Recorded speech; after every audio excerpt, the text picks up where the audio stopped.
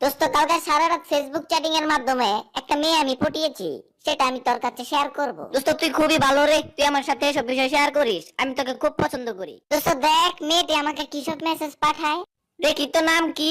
মাইমুন আক্তার গন্ধরাজ। কিরে, এটা তোমার বোনের আইডি? তোমার বোনের সাথে চ্যাট করো শালা? দোস্ত আমি জানতাম তুই নিজেকে শালা বলে মেনে নিবি। দোস্ত তোকে অসংখ্য ধন্যবাদ। তো দোস্ত বিয়ের ডেট ফাইনাল কিন্তু এটা তোমাকেই করতে হবে। বুঝলি বন্ধু, পরীক্ষা আসলে আমি বলতে পারি রাত আর দিনের মধ্যে যে কত পার্থক্য। এইটা আবার তুই কিভাবে বুঝলি? দোস্ত পরীক্ষার আগের রাতে আমার মনে হয় 80 মার্কস না তুললে আমার মান সম্মানই চলে যাবে। আর যখনই সকালটা হয় তখনই দুই হাত তুলে আল্লাহর কাছে মিনতি করি, আল্লাহ আমাকে যে করেই হোক আজকে পাশ করিয়ে দাও। জানিস বন্ধু, প্রতিদিন 50টা মেয়ে আমার জন্য রাস্তার পারে দাঁড়িয়ে থাকে। ইসরে, তোর মতো আমার যদি এরকম সৌভাগ্য হতো তাহলে কতই না ভালো হতো।